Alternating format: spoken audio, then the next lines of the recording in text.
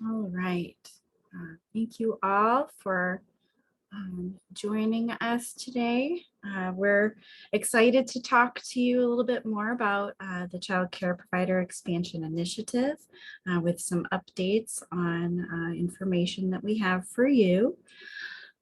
Before we get started, just to do a few introductions, my name is Kelly Turner. I am Senior Manager at Civitas Strategies Early Start.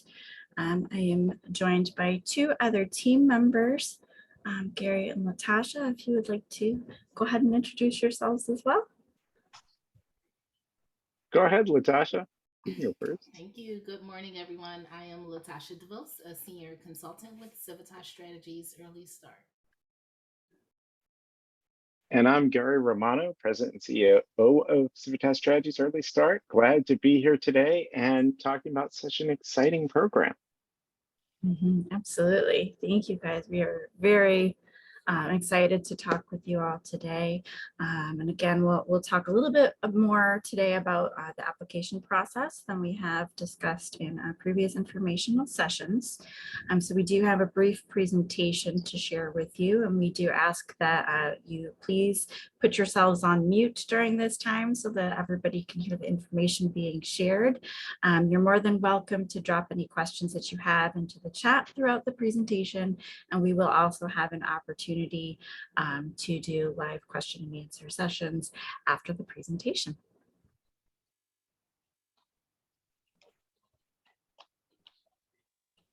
So for today's conversation, we'll be talking about what the program is, who can benefit from the program, how much funding is available, a little bit more about what to expect during the application process, what will be included in the application, and then what help is available to providers who are interested in applying for the initiative.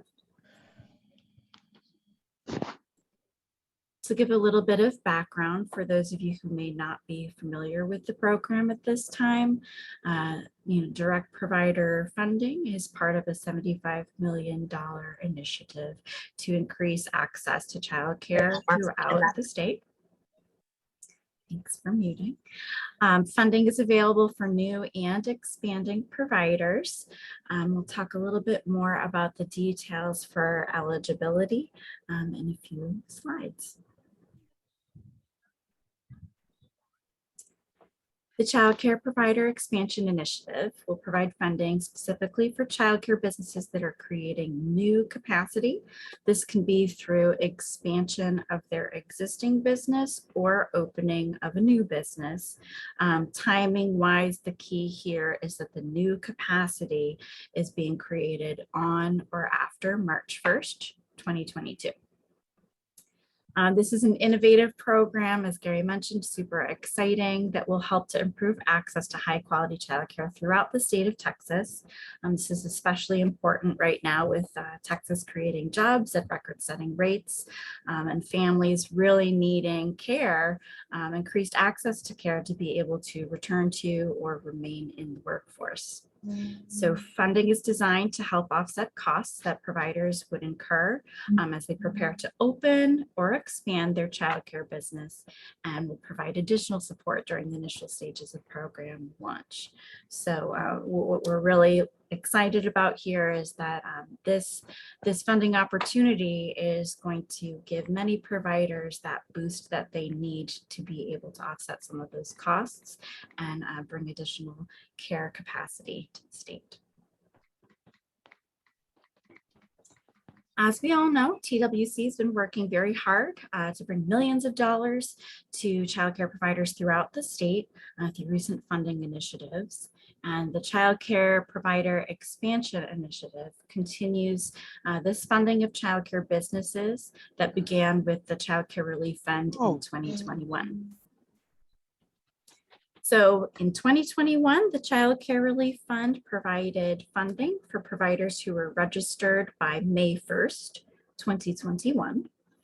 Then in 2022, another round of the Child Care Relief Fund provided funding for providers who were registered or licensed by February 28th.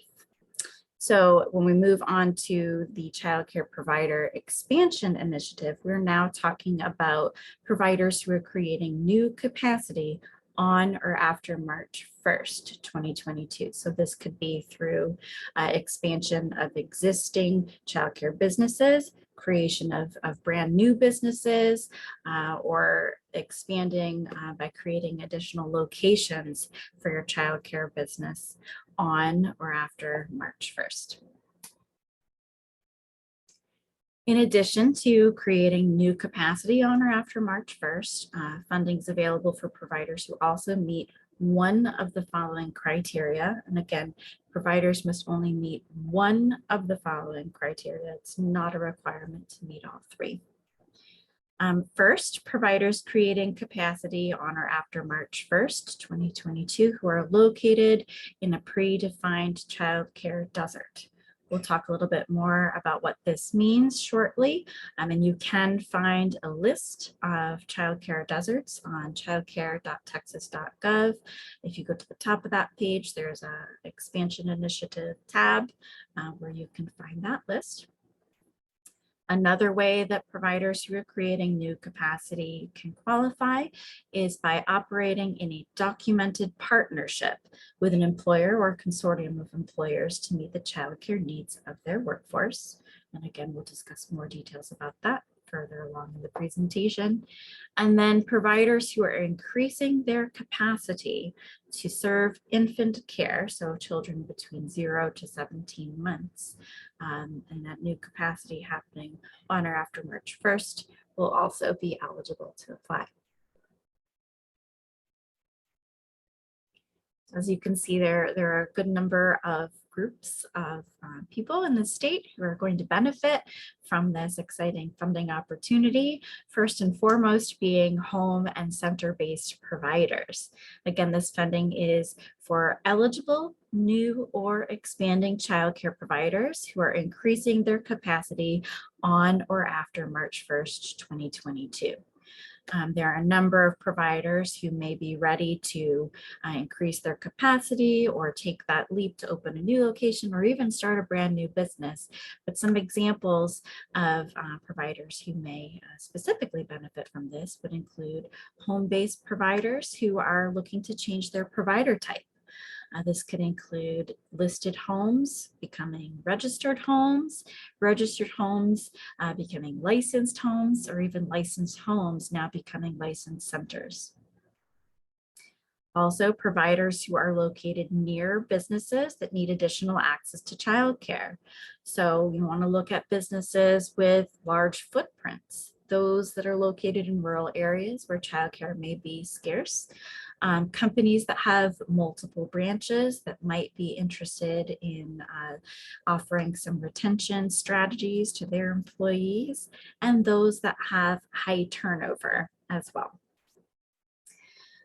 Centers who are looking to add new locations and expand their businesses can do so by opening up new locations in childcare desert areas, opening up near or on-site care in partnership with local employers, or also increasing their capacity or offering new locations to offer infant care.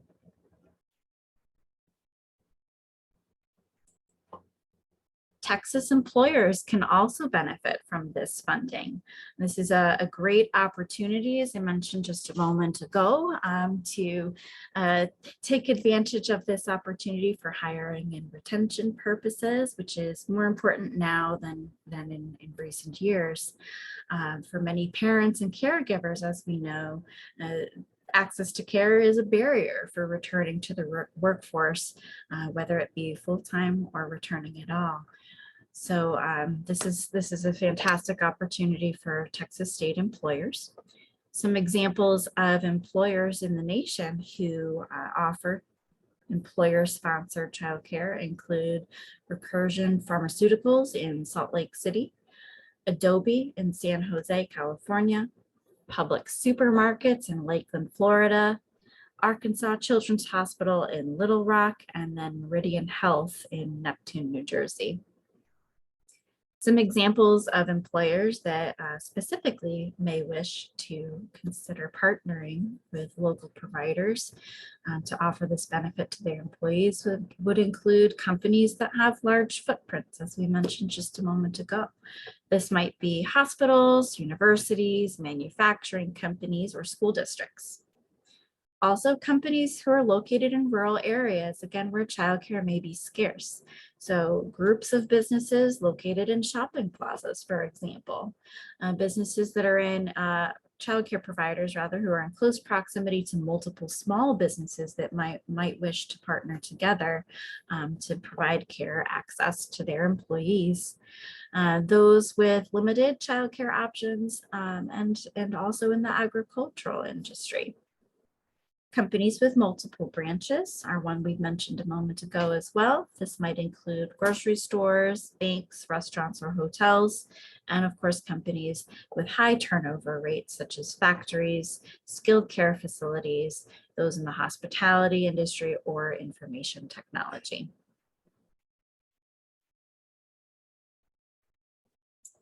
Local workforce boards can also benefit from this opportunity, as it will allow them to build access and stability in their region. So deserts, childcare deserts, areas with limited access to childcare for families. Workforce boards can support this initiative and help to increase access to care, specifically in these areas where childcare is scarce. Workforce boards can also help to support the licensing of listed family homes and help to grow these businesses and bring more regulated childcare businesses to the state. There's also increased access to infant care, which we know is a critical need for working families. Infant care is extremely important and harder to come by. So workforce boards can help to support bringing more opportunity for infant care to their areas, and most importantly, support the growth of new and existing local home and center-based childcare businesses who are working so hard to provide quality care. Again, this might just be that little boost of funding that providers need to get themselves from where they are now to bringing an expansion or opening plan to fruition. So very, very exciting thing for local workforce boards too. Just to explain a little bit about the application process, the target launch date for the initiative is still by the end of June. That is our goal at this time, to begin accepting applications by the end of June. And of course, we are very dedicated to making sure that the user experience is as easy and streamlined as possible.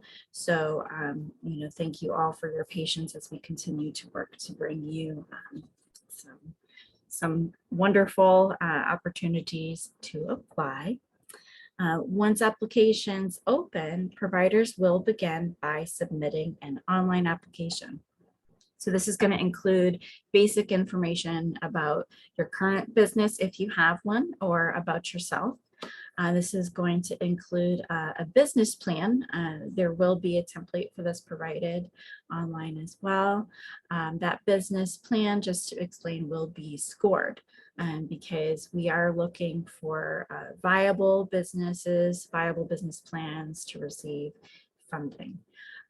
For those who receive a certain score, they will move forward at that point on to funding, and those that are a lower score will have an opportunity to receive coaching. So coaching will be used to help bolster and refine plans, identify areas that you can continue to strengthen your plan, and help increase your chances for success and sustainability in the long term. The first opportunity for funding is a startup award. We'll discuss the difference between the awards in a moment, but there are two awards. Startup awards are for those who are not who have not received their new or modified permit at the time of application. So if you're opening a new business, you're not permitted yet. If you're expanding an existing business, you've not received your new modified permit for that increased capacity at this time. Startup funding is geared towards assisting with costs that are associated with preparing for your expansion or the launch of your business. At this time, after you've received that funding, providers will apply for that new license, new or modified permit, and that will put you in a place where you're ready to submit an interim report on your spending. As part of the initiative, all recipients of funding will be expected to participate in a reporting and monitoring process to review how your funds were spent and ensure that funds were spent on allowable costs. Next, once providers have become licensed with their new or modified permit, there's an opportunity to receive an initial operating award, which is specifically for costs to offset costs during the first 3 months of operations when providers might need an additional boost more than other times. Then there will also be a final report on spending. Similar to the CCRF process, where you would be accounting for your spending activities using the funds. So to talk a little bit about the two separate awards. Again, the Startup Award is for businesses who are not permitted at the time of application, specifically not permitted for their new or expanded business. So if you currently have a childcare license, but you've not expanded yet, you'd fall into this category.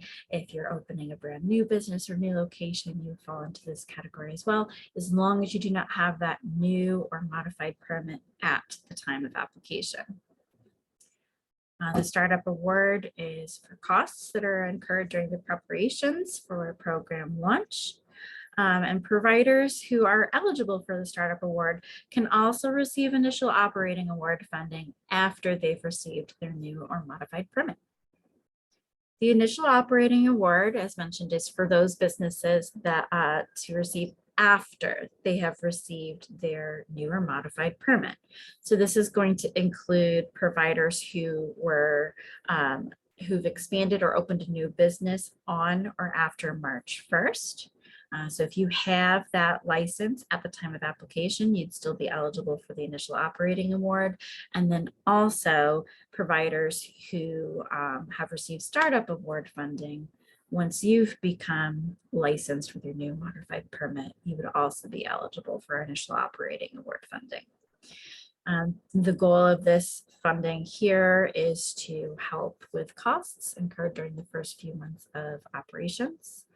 And again, you could, providers who are applying for funding that already have their new or modified permit can only receive the initial operating award. Regardless of the fact that there are 2 award opportunities, there's only 1 application, and all providers will apply using the same application and be scored using the same process. So how much funding is available? Well, again, there's 2 separate awards. So we'll begin with the Startup Award amounts. The funding that you receive depends on which eligibility criteria that you meet. For providers who are located in childcare deserts or are operating in partnership with an employer, you can see there are various tiers of fixed amounts depending on your provider type and the amount of capacity that you are adding. So this is specifically the new capacity that you're being created. You're receiving funding for those new slots. So if you're opening in a childcare desert or in partnership with an employer, registered homes, you can receive a fixed rate of $4,000. Licensed homes, the fixed rate of $8,000.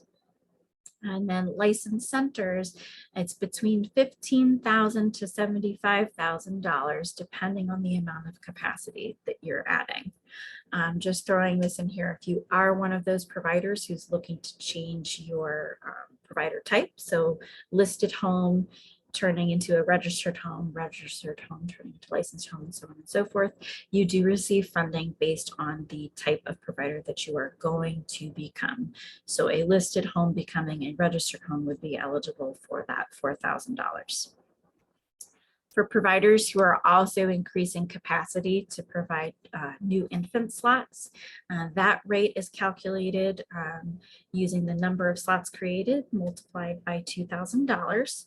If you're only creating infant care, you're not located in a desert, you're not operating in partnership with an employer, that's your rate, $2,000 per slot created, per infant slot created.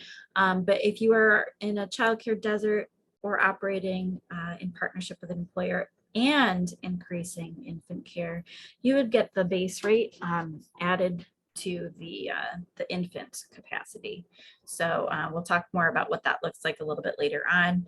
But if you're opening up a business in a childcare desert with infant capacity, you would get both of those amounts combined. Initial operating ward amounts are calculated using your new license, your new capacity that you've created, not your total new capacity, multiplied by the 75th percentile of the average daily local market rate, either for all ages or for infants, depending on which type of care you're offering, and multiplied by 63 days or 3 months.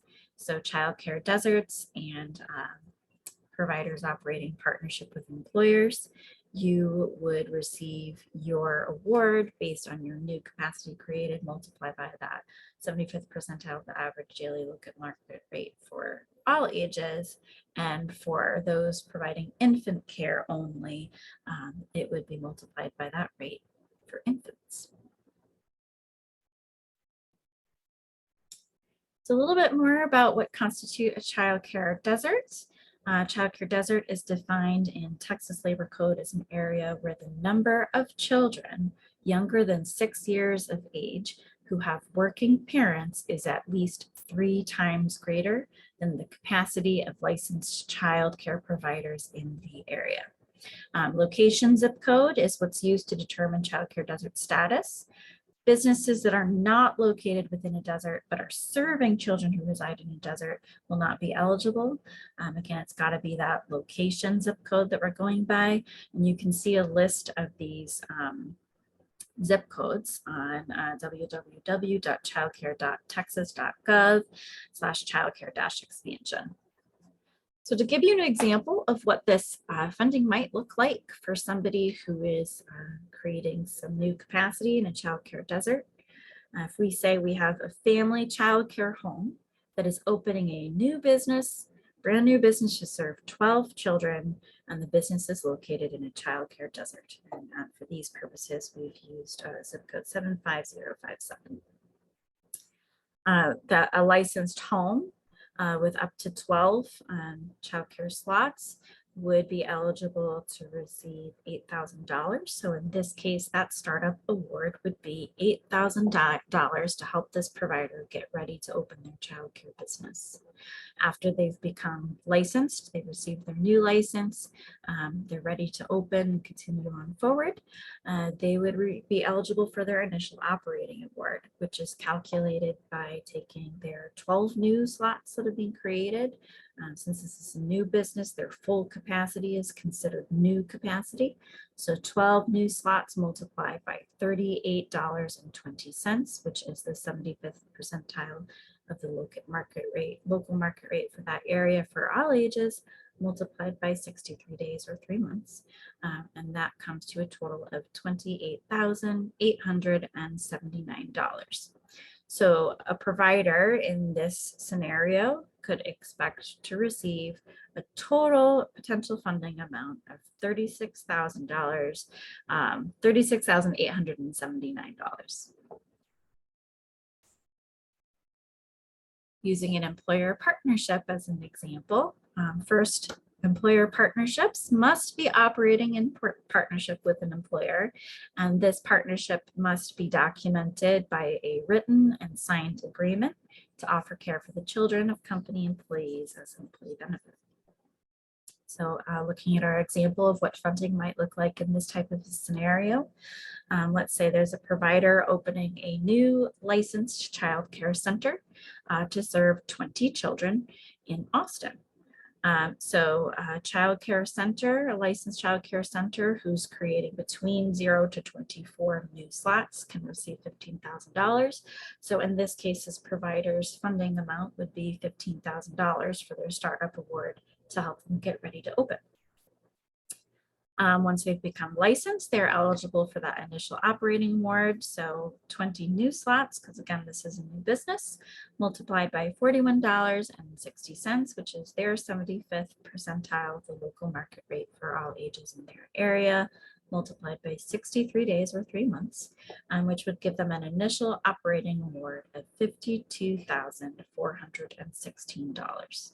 Altogether, this provider could receive $67,416 to help them with their new business. Looking at infant care. Infant care is for providers who are increasing their capacity to further serve infants. They'll be eligible to apply. It's really important here that overall capacity is increasing with the addition of infant slots. So for example, providers can't take existing childcare slots and just convert them into infant slots. It's got to be an actual increase in licensed capacity by adding these infant slots. So to take a look at what that funding could look like for a provider who is offering infant care, well, let's say that a licensed child care center is increasing their Dallas location's license capacity to serve 30 additional children, all of whom will be infants. So in this case, to calculate the funding, we're not looking at the child care center's total license capacity, just the new capacity that's being created. And in this case, it's 30 infant slots. So if you take $2,000 per infant and you multiply that by the 30 additional infant slots, this center could receive for their startup award a total of $60,000. For their initial operating award, once they've received their modified license, you would take the 30 infant slots multiplied by the 75th percentile of the local market rate for infants in their area, which is $42.40, and multiply that by 63 days or 3 months for an initial operating award of $80,136. So in this case, a center creating 30 additional infant slots could receive up to $140,136. Now, as mentioned before, if you're a provider that is increasing your care in a childcare desert or in partnership with an employer, and you're adding infant slots, this will change how your funding is calculated because your startup award can be combined. So using this example, providers, let's say we have a licensed center in this childcare desert zip code who's increasing their capacity by 20 childcare slots. The slots will be designated for infant care. So we would start with that base rate of $15,000. They get $15,000 for creating these slots in the childcare desert. We're also going to take those new slots and multiply them by 2,000. So $2,000 per infant slot created, which would give us $40,000. And for startup awards, these amounts are combined. So we would then be giving this provider $55,000 to add their 20 infant slots specifically in a childcare desert. The way this looks for initial operating awards is a little bit different. The amounts don't get combined, but what we do is we use the appropriate rate. If they're providing all infant slots, the amounts would be multiplied by the infant rate. If they're not providing infant slots, it's multiplied by the local market rate for all ages. And if it's a combination, we go with the total amount created at the rate for all ages. So our provider in this case, who's creating 20 infant slots, just to show you the difference, if it was for For all ages, their total would be $48,132. If we're adding infant slots, we're going to use that market rate for infants, which in this case brings that total to $53,424. So this provider who is offering infant care in a childcare desert would be able to receive $108,424. So those are just some examples of what funding could look like in some different scenarios. Now, how can funding be used? This funding is really supposed to help you get ready to open your business or expand your business, and also to help offset some costs that you have in your first few months of operations. Allowable expenses will include staffing costs to support your operations while you're ramping up to fuller expanded enrollment. This will include indoor, outdoor, and office equipment and furnishings that you need to get your business ready. This will include permitting fees, for example, for childcare regulation or as related to inspections. This will include education, classroom, kitchen, and safety materials or supplies. Outreach costs associated with the recruitment of families and staff, and then also minor renovations. We'll add that similar to the same as the Child Care Relief Fund, funds can't be used for construction of new facilities. Major renovations are not permitted under, they're not permitted expenses. And also to add in here, purchase of property is not considered an allowable expense either. I know that renovations and purchases of new property is obviously going to be a major component of many people's plans to expand or open. And generally what we recommend doing in those cases is while funding can't be used towards those costs, there are a number of other costs that can be used towards. So what we recommend doing is taking money that you would have used on your supplies or outreach or staffing, apply funding towards those costs, and then take that money that you would have used to apply towards things like construction or purchase. So now to talk a little bit about the application process. As a first step, applications that are received will be reviewed for eligibility. Again, this is creating new capacity on or after March 1st, either in a childcare desert, in partnership with a business, or to provide infant care. Only one of those criteria required as long as it's on or after March 1st. Your application will include a description of your expansion or opening business plan, and these business plans will be scored. So submission of an application for the expansion initiative is not a guarantee of funding. Applicants will, though, have an opportunity for one-on-one business plan refinement coaching as needed. So again, if you submit a business plan, it's not quite ready, it's not quite where you need it to be, there is an opportunity to work with a coach to be able to get your business plan to where it needs to be. Viable business plans, those that are showing clear predictors of well thought out planning. Those will be accepted and approved on a rolling basis for funding. Approved applicants can receive a startup award, initial operating award, or both. And this again depends on their permitting status at the time of application, specifically for the new or modified permit. The application is going to include general information about your childcare business. It's going to include questions that will help to clarify if you're eligible for the funding initiative or not. It's going to include a business plan section. This is really the major component of the application, which we'll talk about in just a moment here, and then also supporting documentation. Providers are also going to need to provide authorization for a credit check for both consumer and business credit, only business credit if they already have a business. Proof of eligibility will be requested at some point as well, but this is really for receiving your funding.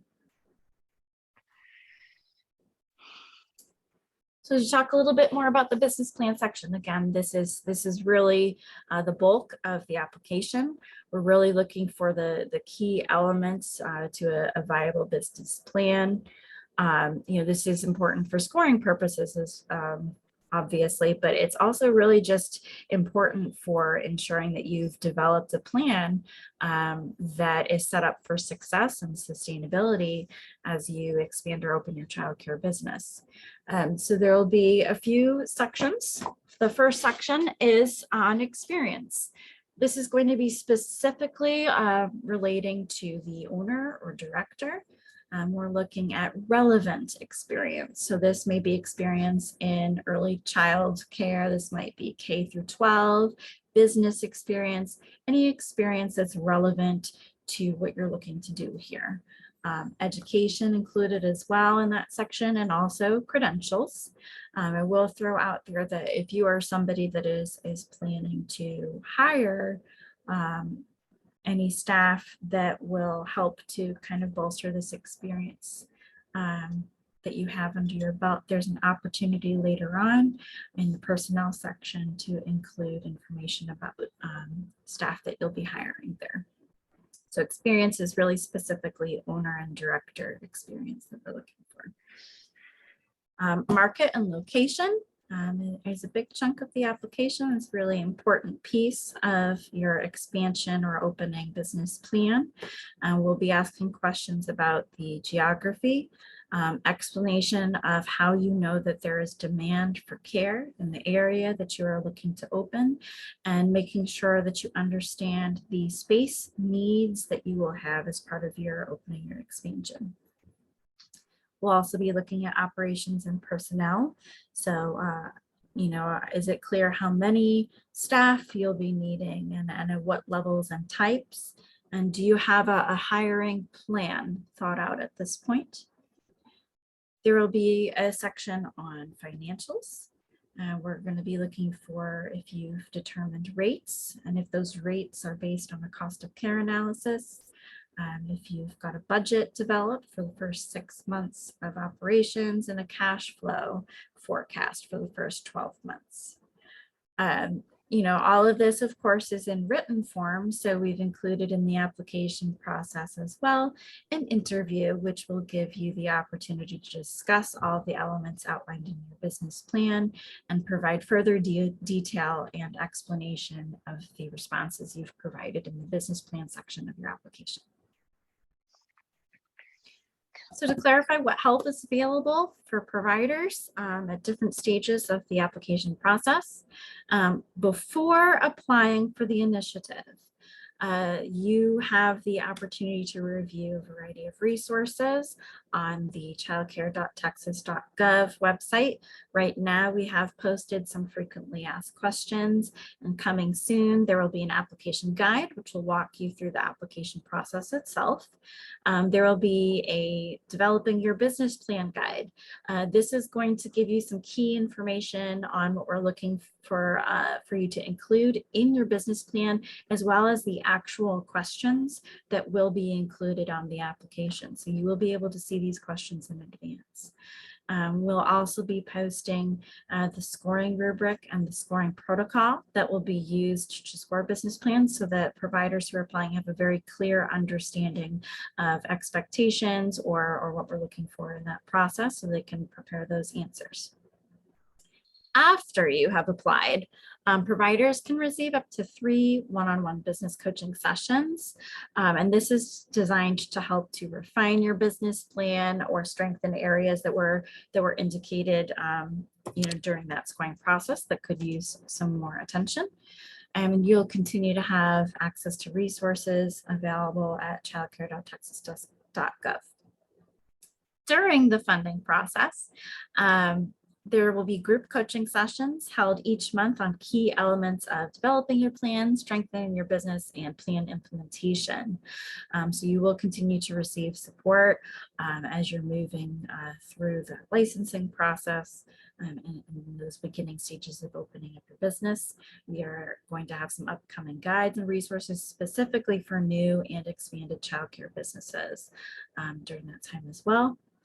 And then after licensing, There's free ongoing business coaching for licensed and registered providers. So once you've become licensed and registered, there's actually an opportunity to receive longer term targeted business coaching to help childcare businesses. So this is available through partner organization Carantis for center-based providers and Avance for home-based providers. And then Civitas Strategies Early Start is available to provide targeted and specialized support on key topics. So tools and resources as you move forward. Please keep checking the program site, childcare.texas.gov/childcare-expansion. This is where you'll find the most up-to-date information about what's going on with the initiative, as well as links to all of our resources, both existing and upcoming. You can email us at any time at expansion@civstrat.com. Happy to answer any questions that you have as you're going through this process. And there are a variety of guides and resources available on childcare.texas.gov. And then again, for those of you who are licensed and registered already, or once you become licensed and registered, there's also an opportunity to receive longer term coaching and support. So with that, I will stop sharing my screen and we'll start taking some questions. To begin with, I just want to check in with Gary and or Latasha. Were there any questions that we see in the chat that would be good ones to bring up for the larger group at this point? Well, maybe as we're pulling those together, I know there's a couple of hands up already. Sure, we can start with that. Yeah, why don't we jump, because I know they've been like so patient. Oh, of course. Yeah. Thanks for flagging that. I see Samuel Darko as the first one up on the screen. Happy to help with your question. Hey, thank you so much. So Sure. with the employer partnership, can nonprofit organizations do that? For instance, a church, their employees and maybe the members, can they also go into partnership with a daycare? Mm-hmm. That's the first question. And when will the application be open? Sure. And the third one is, can we use our operational manual as part of our business plan? So let's see, to start with the first question, there are still some details being determined around the requirements for employee partnerships. At this time, it is specifically for businesses that are providing care to employees. We've had some questions about, would this care be something that could be provided for, university students or things like that. At this time, it's really specifically for businesses that are offering this to their employees. Second question, again, that's a tricky one with the launch date. We're aiming to begin accepting applications by the end of the month. But there are a lot of pieces in play that still need to be reviewed and really still need to be reviewed and approved prior to moving forward. Last thing we want to do is, with everybody waiting, is release an application process that has bumps along the way. So this is really designed to make sure that everything stays secure and is as streamlined as possible. So we're hoping for very soon, but some of those details are still a little bit up in the air. And could you repeat one more time your third question? So do we need to have the entity open before we apply for the application? Great question. No, you do not need to be open at the time of application. So you could be a completely brand new business that is applying and have no license, and as long as you meet the eligibility criteria and you're planning to open afterwards, after you've applied, you can apply. That being said, if you are already licensed, for the employee-based, right? For the employee-based MOU, do we need to have a certain number of kids to be enrolled to be eligible for the criteria? Well, the details are still being worked out on that, but at this time, we're not aware of any requirements for a certain number of children. Gary, did you have something you wanted to add on that? I mean, I was just going to say generally, just echo what you're saying, right? Like the good news is nobody else in the country is doing this. I mean, this is huge, right? There Yeah. are some programs out there in other states, but they're very narrowly focused when it comes to expansion. This is a really exciting thing. The downside is, and TWC is trying to get it out there as fast as possible. The downside is you could hear from what Kelly's saying, from what we've been saying in the chat, there are some details that are still being worked out. And so we're trying to get it out there as quickly as possible, but also do it in a way that's going to be as fair as possible, as clear as possible. So we appreciate your patience. Like, we're not just trying to like dodge the questions, but we want to make sure that everybody who's involved on the state side aligns around what the answer is. So you don't get into a situation where you say, well, gosh, one day they said this and then they changed it, you know? So if you hear some of that hesitation with Kelly, that's where it's all coming from, the larger picture. Yeah, The and only I'll- concern is, so once we sign the MOU, and let's say if I have 100, if I build a, or if I get a lease, 100 capacity building, right? And I got a MOU only for 20 employees, but only, let's say only 2 employees are sending their kids to us, right? And Mhm. am I still eligible? I don't know. Am I eligible only for 2 kids or 100 kids? Because end of the day, I have to put money, you know, do all the extra work, right? So that's Mhm. where the concern is actually. So going to the childcare desert area, we couldn't find much places there. So employer MOE is the only option I can see for myself, at least. Mhm. Mhm. That's a great question. Gary, I see And you that's, about to say yeah, I mean, something. that's one that's still being ironed out, right? I Yeah. mean, likely it's going to be about what is the capacity that you've been engaged to provide by a business. But part of what TWC is weighing is, you know, how do they make this as simple for providers as possible while still fostering this expansion of capacity? So Mhm. a long way of saying the answer is still being developed, and as soon as we have it, we will be sharing it. Mhm. And I will throw in there that, you know, as Gary mentioned, you know, TWC and our organization as well, we're all working very hard to get as much information out to everybody as we possibly can.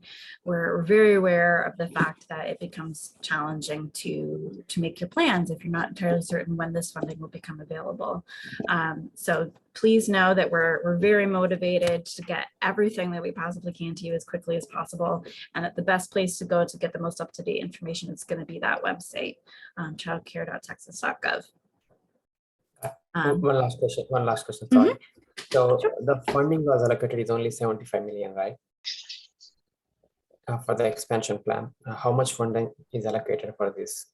I mean, the total funding. Oh, for how much out of the total initiative for the direct provider funding? Yeah, from the TWC, is it 75 million or is it more than that?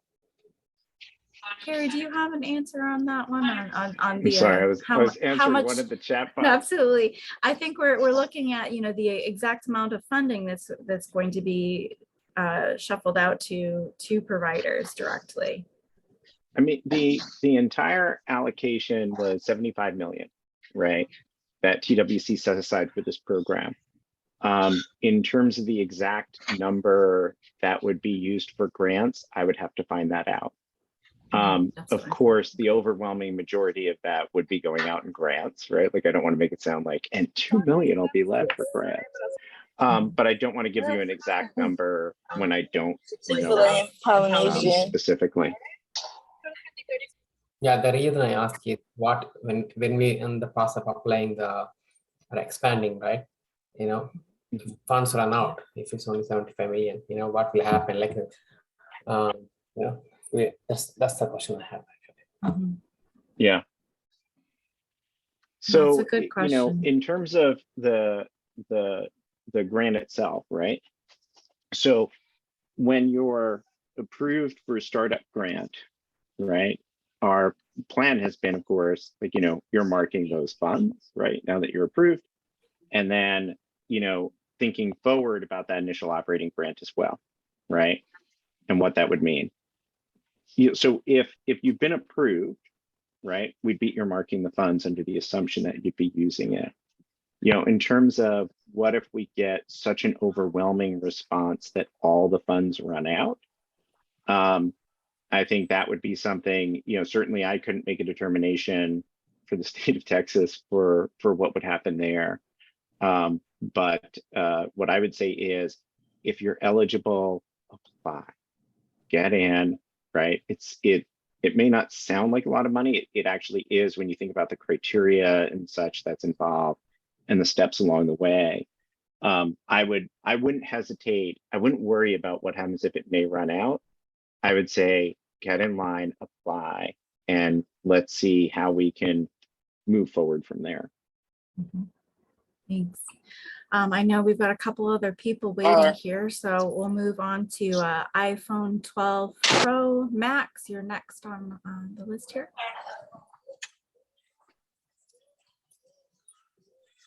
What is she crying for? Because leftover and the mama just birthday lunch. That's what we I created for snacks. I see the person Calm who down. says iPhone I'm 12. going to the room and call. Okay. Why don't we, We'll come back. Yeah, we'll come back to them. Yeah. Lillian, do you have a question? Yes, I do. I've been doing a babysitting, I think, since 2017. But my question is, I never get help before since you guys have been starting helping. This is gonna be my first time, but I want to expand my business. I just want to know, I'm doing at home. So whenever I'm doing at home, like they allow me only 3 kids, so I can expand to how many kids?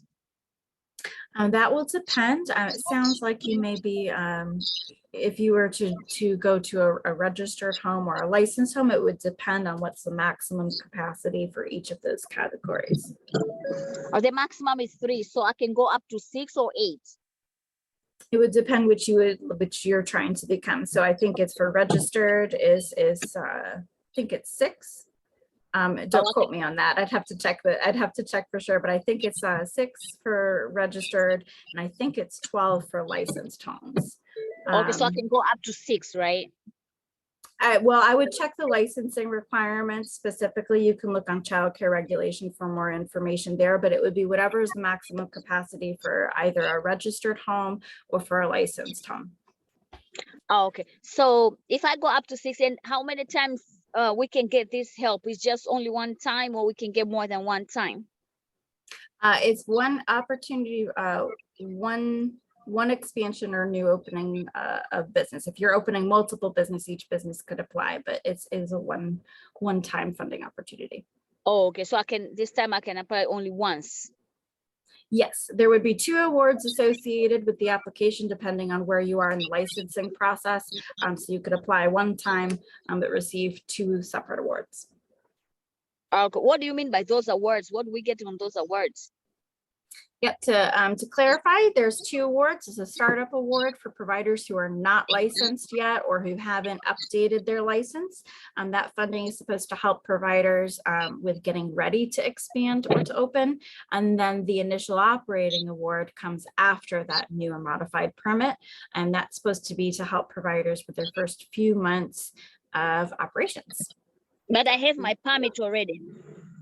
Mm-hmm.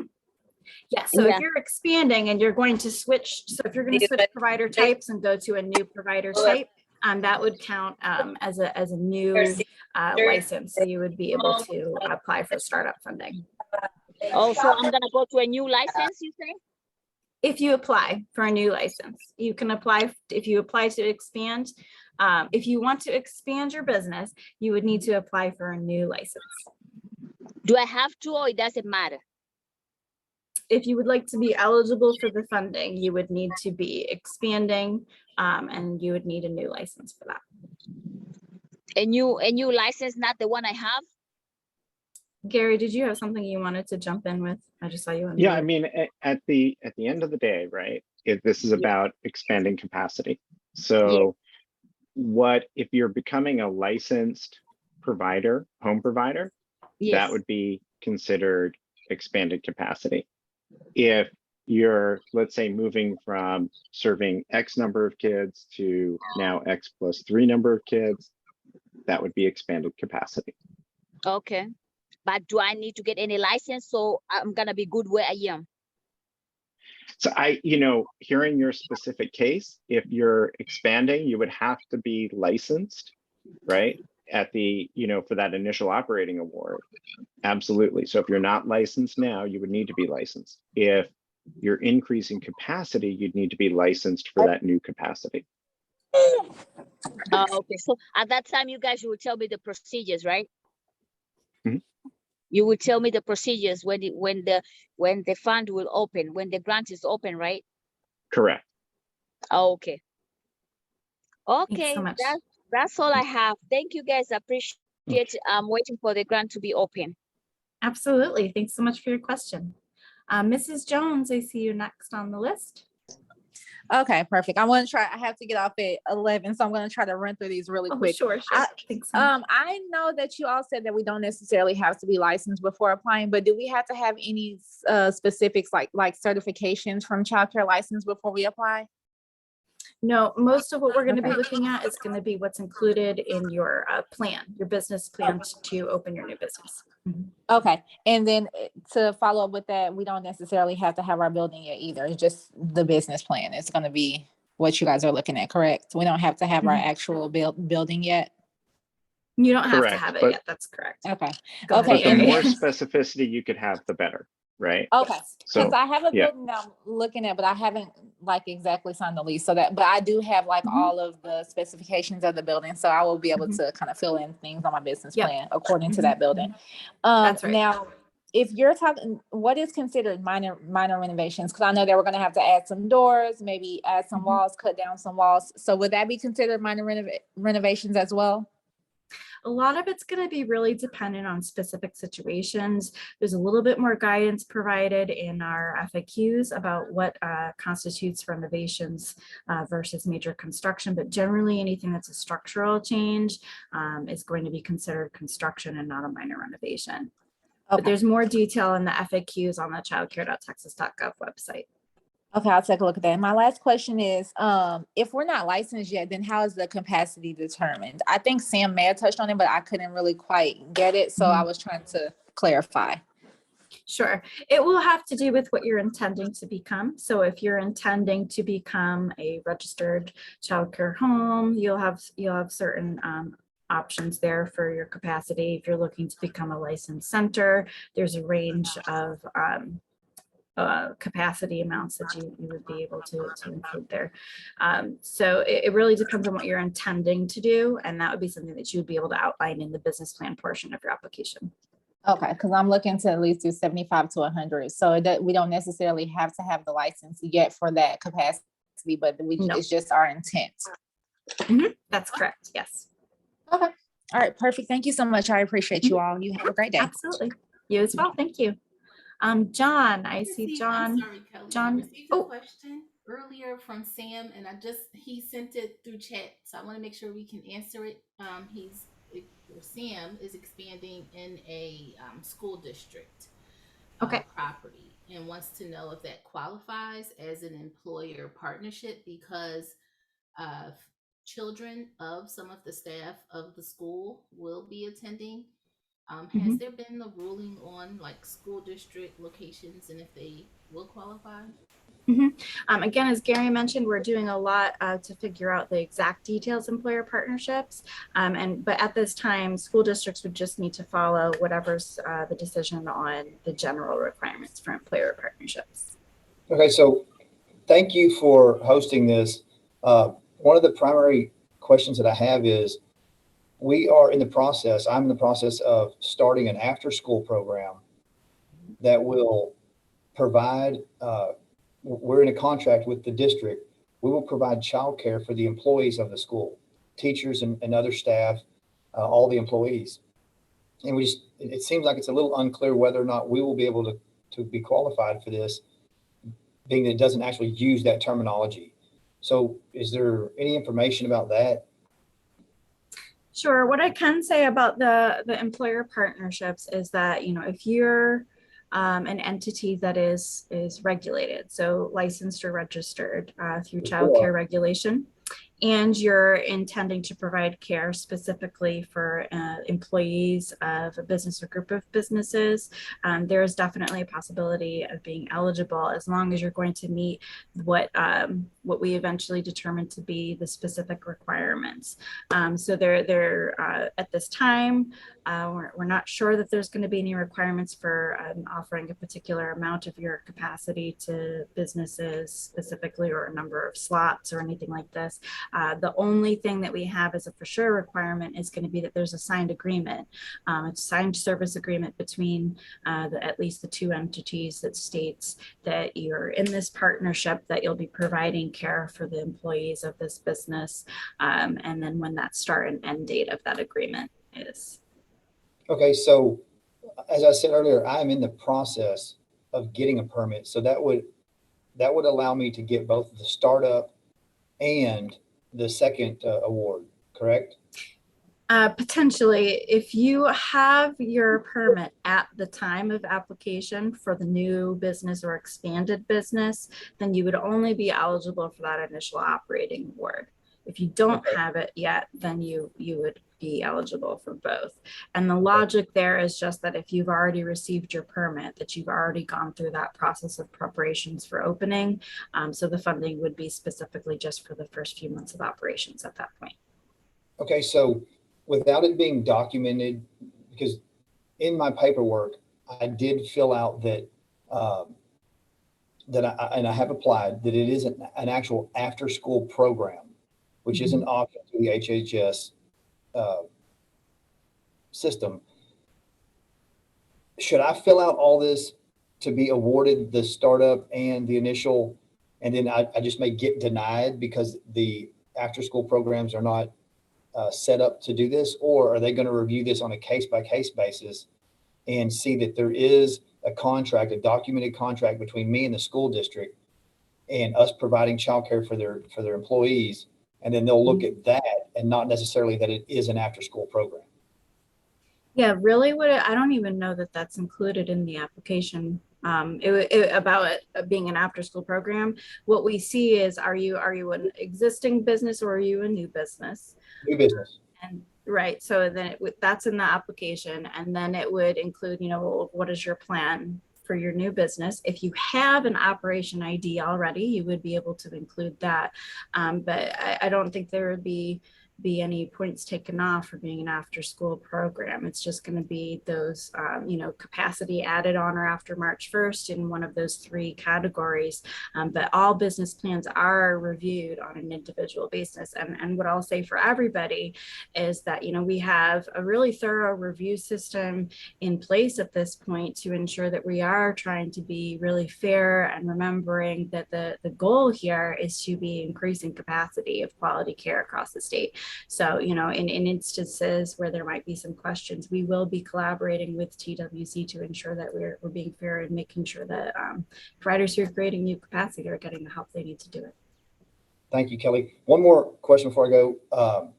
The process, if we do fill out this paperwork, ballpark, what is the length to be either approved or denied? How long are we thinking about?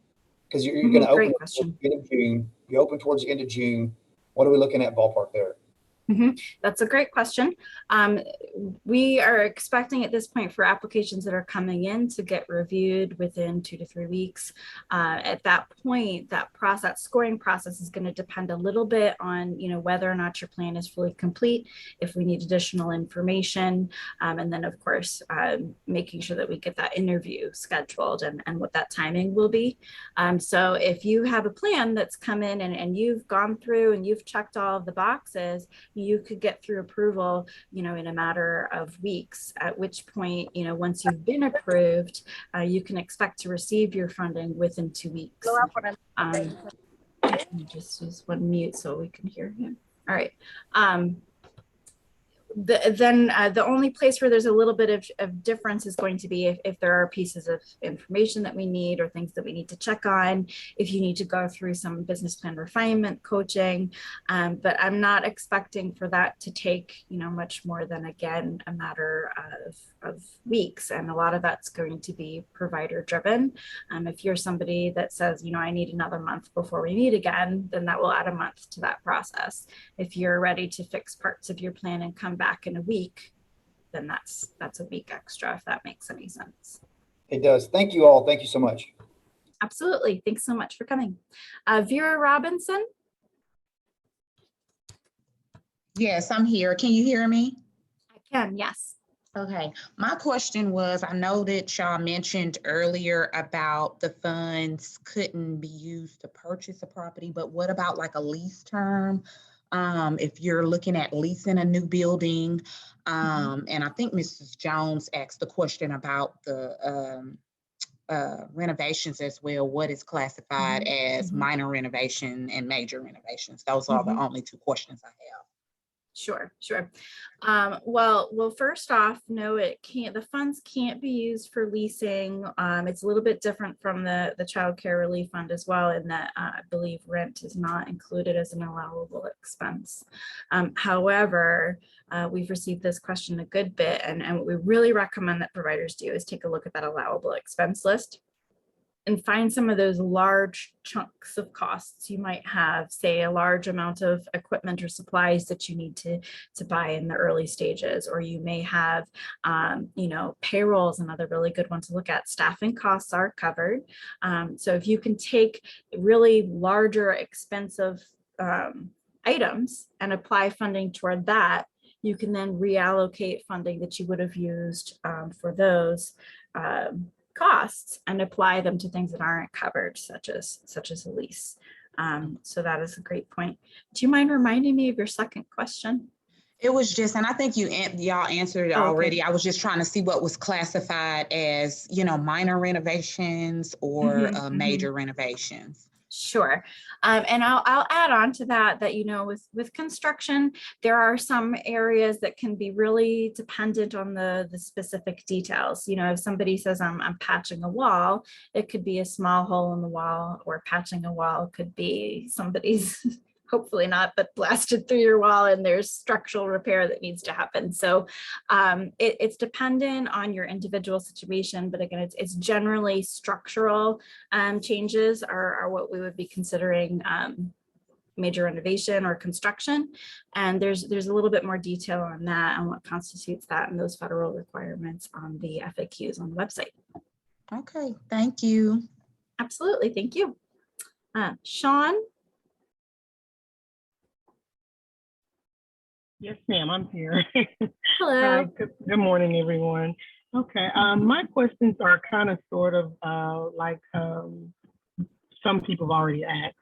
The first question I had is, I'm already a licensed home and I'm already in the process of expanding my business to a leased property. Okay. I did read along that it said it couldn't. So I guess what the question everybody is asking is basically, if we're already in this process, we can continue to expand and be eligible for the award. We just have to use the funds basically for, like, I know I'm going to need new infant cribs for my infant room. And I know I'm going to need new tables and chairs, different things like that. So if I'm awarded the award, are they going to base your award off of, basically off your business plan, right? Of what you're saying you're going to use it for? Is that how they're going to say yay or nay or on the pointing system?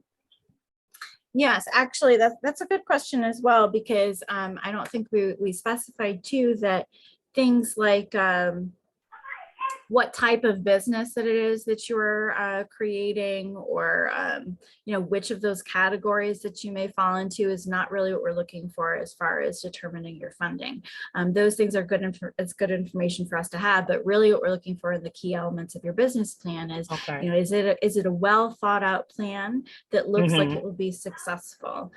You wouldn't necessarily have somebody with no business experience, no childcare experience, no program program directorship experience who says, well, I want to open a childcare business. Well, that person may not have the background that they need to do that successfully. So that would be something that we look out in that plan. If you're somebody who says, well, I want to have a new building, and you've not thought about where it's going to be, how you're going to get it, where that funding is going to come from. So I guess what Does I'm that asking, make sense? yeah, I guess what I'm asking is, will I qualify? Am I eligible to fill out an application for expansion with me giving you the little background that I told you, with me already having a building and doing a change of use? I'm already in that process. So Yes, anybody who's fits one of those three categories, the child care desert, the operating with a partnership, or increasing capacity for infant care, as long as it's on or after March 1st that you're planning. So even though I'm doing a change of use for that leased property, that's yeah, still if you're already in the process of your expansion or opening, is like the only thing that where you are in the process will impact is whether or not you will receive both awards or just one. So if you're somebody who's already opened your new or expanded business, you've already become permitted, the logic is that you don't need the funds anymore to get ready to open because you've already done that, but you would be eligible to receive the initial operating award still. Okay. No, I haven't. I don't. So will we have to know exactly which award we're applying for at the time of application? Okay, because I didn't say I haven't been permitted. I'm still working with the city of Houston with a lot of things. But anyway, I had another question. Great question. Sure. Okay, I already asked that one. So if I'm already a licensed home and I'm expanding to a licensed center, would that make me be, I think one of them you said that, would I be new, or would I be expanding? I don't know if I'm asking that right. Oh, that's a great question. What we would look at is the difference in your licensed capacity. So you would take what your new capacity is and take out what you already had and just look at the increase. So would it be like a new business? Because I know licensing, even though I have a licensed home with them with regulation, I know that if I get a center, they're going to look at me as a whole new entity because I'm going to have a new license number.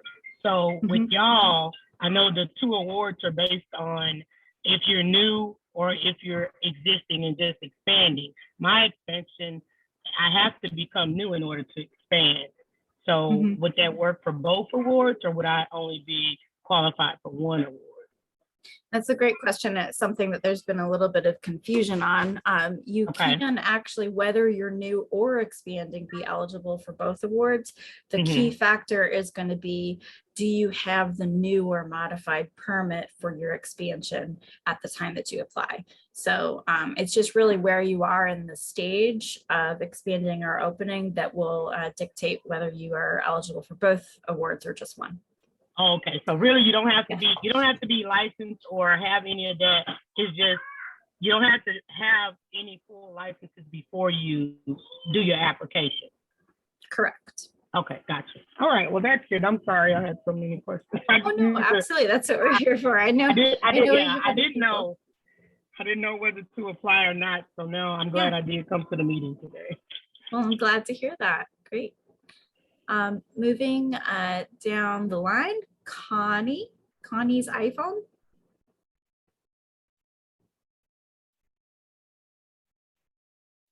Yes, can you hear me? Yes, I can. Okay, I have a quick question. I wanted to go back to the part where you talked about the credit check. Can you talk a little bit about that? I missed that. Sure, absolutely. It's a great question. As part of the process to apply, there will be a credit check. Everybody will go through a consumer credit check, and those that have businesses in operation already will go through a business credit check as well. That's That's really, because this is functioning like a grant, that's to help us identify areas of risk with giving out funding. However, those are going to be looked at on a case-by-case basis as well. We have a really thorough process, again, to ensure that everything is fair. There may be circumstances where credit scores don't look good, but we use the example of somebody's gone through a divorce recently and that's impacted their credit, but their history shows, that they have been making payments and things responsibly. That's something that's looked at. It's not necessarily a qualifying factor, but it is something that we need to look at as far as being able to get funds. Okay, so say a person is just starting out, trying to get their, they already got the operation license, they have not started yet.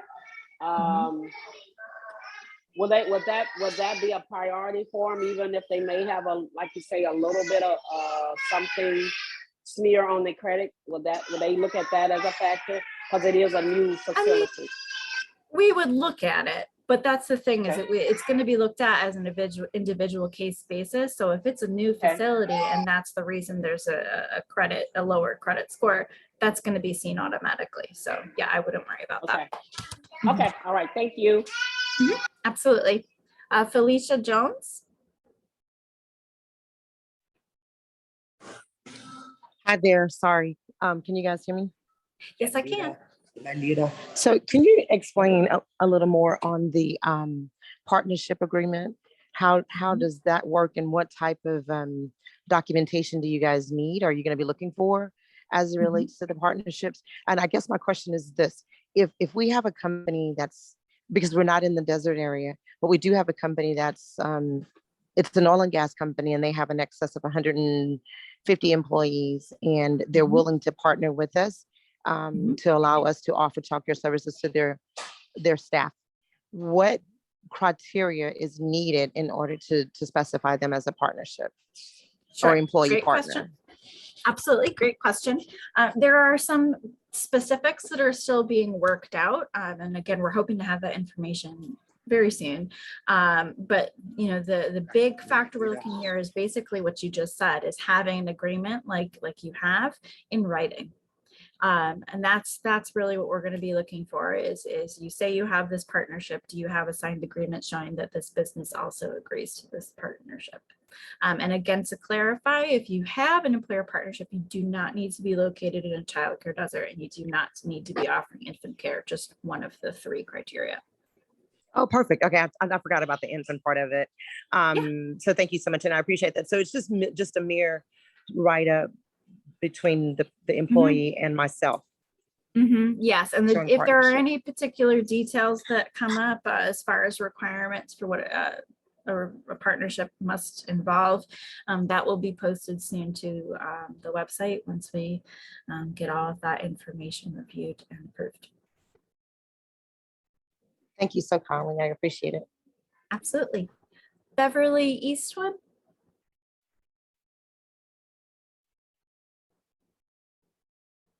Beverly Eastwood, do you have a question we can help you with? Yes, I do. Sure. Yes, sorry. No, it's fine. How far along in the process, in the licensing process, would you have to be to not be considered for the startup? Like, if someone had sent in their application just this week for a license, and that process is just now getting started, how far along? I mean, should we slow the process down? Well, not me myself, but if you're doing it, should you slow that process down of getting your license so you will have more of a chance of getting the startup fee? I mean, it's a good question. At this time, the guidance says that if you have an active new or modified license at the time that you apply, then you would not be eligible for that startup funding.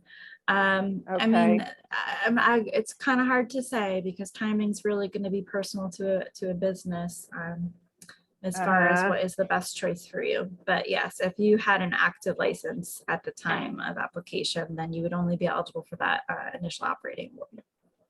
Okay, so it may be wise just to kind of slow it down a little bit until you can actually apply for the funding and And that we'll could- have to, yeah, and we'll see too as well. We're really hoping to receive additional guidance very soon about what we're looking at as far as when we can begin to accept applications. There are a Okay. few technical things in review, and again, we want to make sure everything's secure and good to go. Okay, so you're thinking it might be the end of this month, or? That's still our Not target, sure. is for the end of Still this the month. target? Yeah, and I wish I Okay. could give you more information, but I don't know myself. And I would love to know Okay. myself so we could help more, but yeah. Okay, so the license has to already been approved and assigned a number and everything to be Yeah, current guidance considered we're looking at active, yeah. Mhm. active. Okay. All right, thank you so much. Absolutely. Kelly? Hello, I came in at the end of the person that was just speaking, so my question may be repetitive, but I took a phone call, so I couldn't hear the end of her Sure. question. So I have two questions.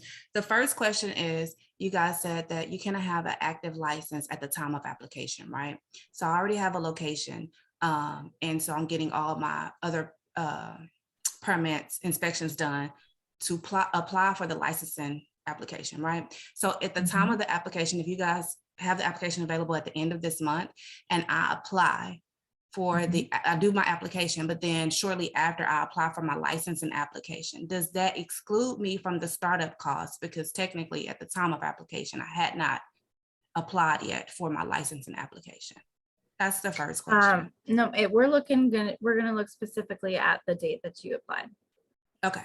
And then the second question is, I think one of the ladies asked about the credit and you guys said that, that's one of the things that will determine, but how will you guys know if there may have been a circumstance that contributed to a not so attractive credit score, as you were explaining about, like there may have been a divorce? How will you all know? Is that done during the interview process?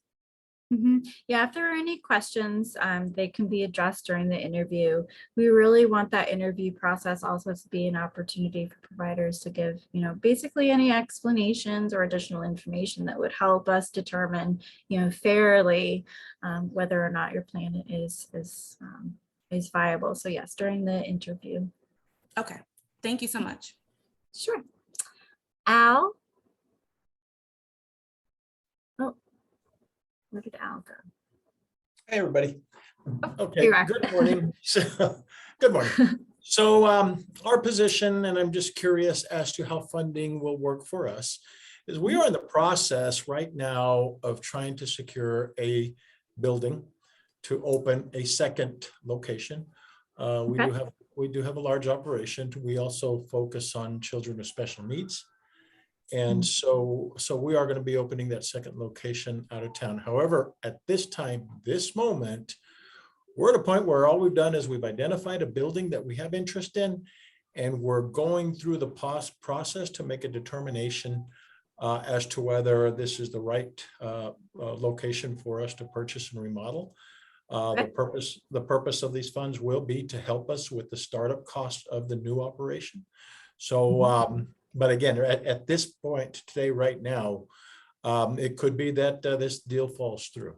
So how is that going to be looked at? We do intend to open this second location, whether it's this building or another location, but we're really kind of in the process of securing that building first. So Okay, yeah, great question. And I think we would be looking for exactly what you just said, is that this is well thought out, that your business has a plan here, and that you're aware of any barriers that could arise as far as securing this location. So what we would look at during as we review your application is exactly that you have a lot of detail. It's well thought out. Is this a good location for you? Yes or no, and why? So the more detail that people provide in their applications, you'll see that a number of the questions are open response questions versus multiple choice. And that's specifically because we do want to allow for providers to give thorough explanations of where they are and why they think that their plan will work. If this location were to fall through, that may be something that you want to include in your business plan. We'll do you have a backup plan? Do you have another choice? If this falls through, is that the end of your new opening, or what's the next steps basically? Yeah, no, it's the implementation of a capital campaign that we underwent, and so this is going to happen. The challenge has been finding space. And so we finally found that space, and so we're in the process of moving forward. It sits right on the borderline of a desert area, so its location is absolutely perfect for us. So, but like any other purchase of real estate, it's a process, and of course, the grant application is happening now, and so we want to be able to secure these lines of funding to be able to count on them as we budget this thing out. So. If we were to go through with this property, or if we were to go, it were not to go through, we're going to continue that search, and hopefully within the timeline of spending these funding, we will have that and have an open facility. So that is where we stand. Well, and absolutely, and for everyone here, everything that you just said to us, that's exactly the kind of information that I would make sure that you include in your plan. Exactly the kind of information that I would share in the interview as part of that, because that will show our team, how much thought is being put into this, how likely this is to happen. In your end, it sounds like you said, it's just a matter of the details. So that would be excellent information to include. Awesome. Thank you so much. Absolutely. Kayla's iPhone.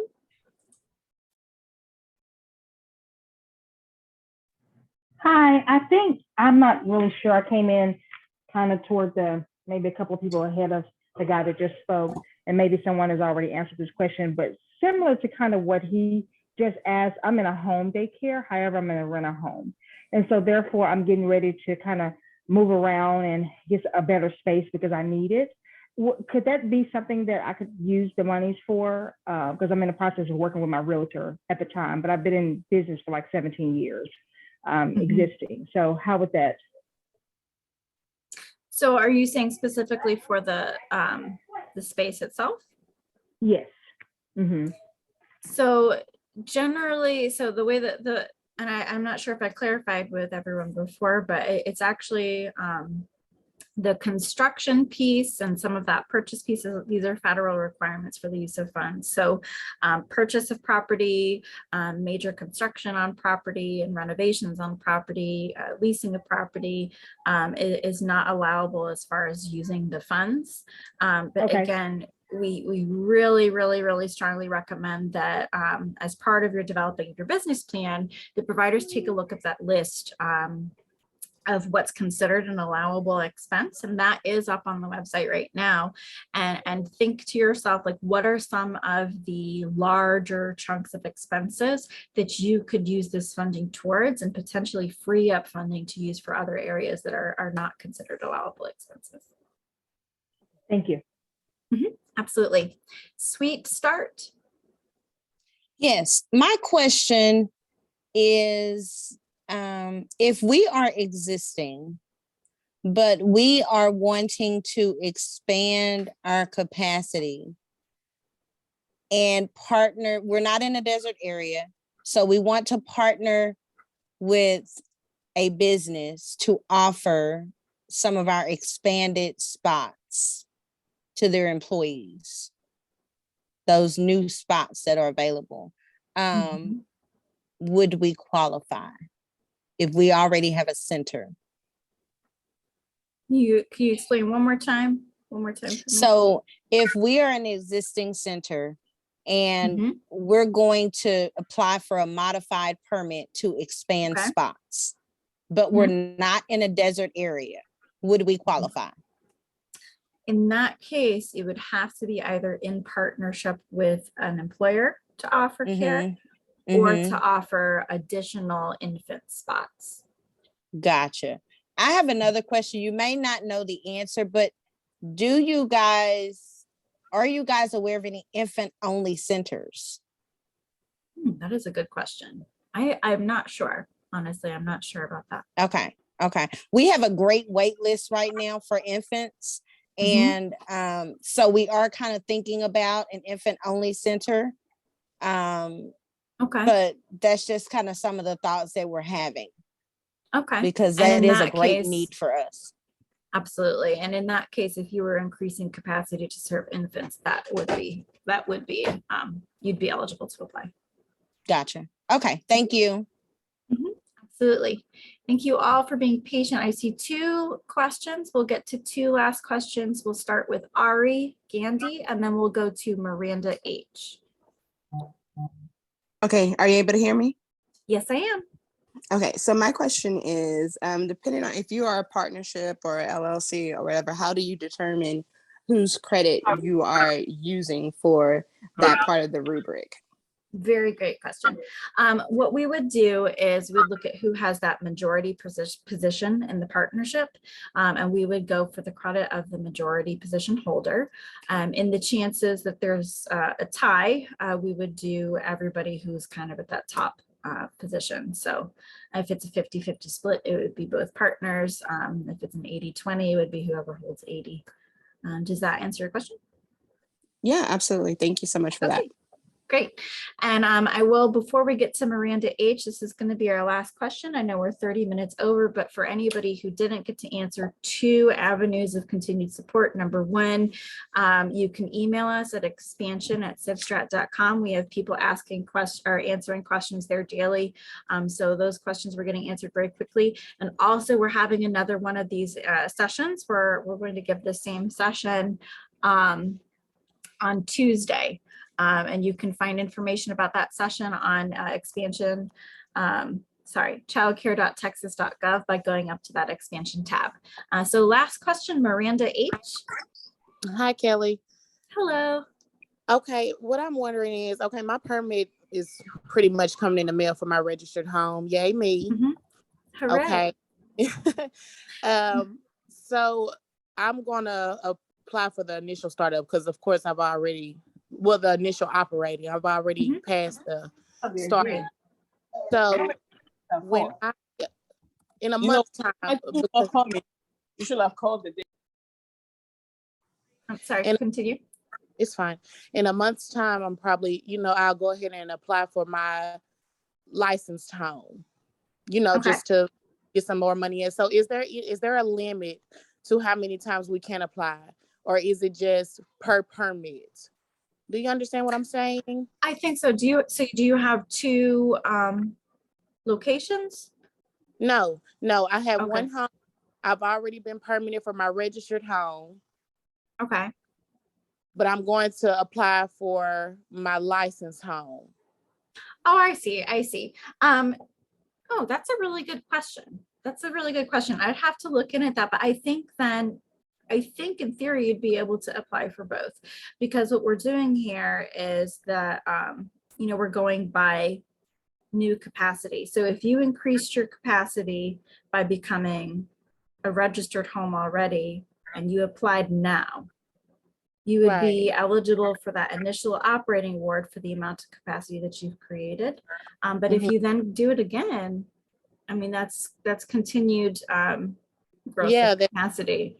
Right. And that, and then if you then added additional slots and you hadn't gotten that permit at that time, you may be able to then get startup funding there. So that is a great question, and I'm actually going to make sure to put a note on there that we check on that. But theoretically, you should be able to apply for any new capacity that's created after March 1st. So let me just put a note to check on that. Okay, and I have one more. Your infant slides. Okay. How do I say this? I think I've been watching you guys since the end of May when you had your 2 webinars in May. So I was wondering, your verbiage has kind of changed. So with infant slides, we wouldn't be eligible for this the base startup. For infant slides, we'd only be available. I mean, we would only be able to get the initial operation award. No, actually, infant care, that's a good point. We did change how we were wording a little bit to explain, and that was to bring clarity to the fact that if you are in a desert or a partnership and Right. providing infant care, that those amounts get combined just for that startup award. Oh, But if you're only offering infant care, you would still be eligible for both awards, depending on that time of licensing. oh, okay. Okay, I see what you're saying now. Just if That's a great question. Yeah. yeah, if you're in a child care desert. Okay, Kelly, thank you so much. Absolutely. And I hate to cut everybody off. I know that there are additional questions. Again, please email expansion@civstrat.com. I'm going to drop that into the chat. It's expansion@civstrat.com. Again, we have people waiting to answer any questions that come in every day. That's part of the job, is to check every single day. So you can ask your questions through there. We're happy to help you out. And we will have another information session on Tuesday. You can find information for that at childcare.texas.gov. Thank you all so much for joining us today. We're really excited to get more information out to you as quickly as we possibly can and help some of you continue to grow your business. So thank you. Have a great rest of your day and a wonderful weekend.